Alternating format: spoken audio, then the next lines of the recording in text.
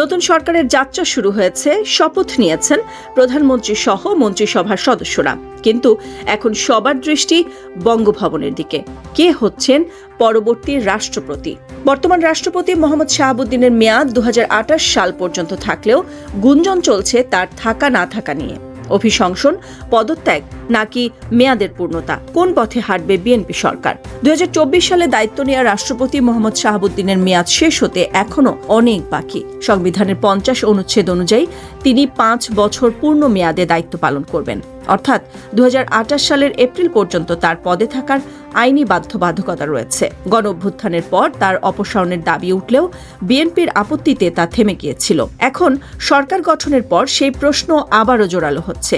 রাষ্ট্রপতি কি মেয়াদ পূর্ণ করবেন নাকি অভিশংসনের মুখে পড়বেন? বিশ্লেষকরা বলছেন, শারীরিক অসুস্থতা বা গুরুতর অসামর্থ্য ছাড়া রাষ্ট্রপতির পদ শূন্য হওয়ার সুযোগ নেই। তবে তিনি যদি স্বেচ্ছায় পদত্যাগ করেন তবেই কেবল নতুন নির্বাচনের পথ খুলবে। বিএনপির অন্দরমহলে এরই মধ্যে পরবর্তী রাষ্ট্রপতির নাম নিয়ে শুরু হয়েছে জল্পনা কল্পনা। আলোচনায় শীর্ষে রয়েছেন দলের প্রবীণ নেতা ডক্টর খন্দকার মোশাররফ হোসেন। এছাড়া স্থানীয় কমিটির সদস্য ডক্টর আব্দুল মঈন খান এবং অন্তর্বর্তী সরকারের সাবেক প্রধান উপদেষ্টা ডক্টর মোহাম্মদ ইউনূসের নামও শোনা যাচ্ছে জোরালোভাবে।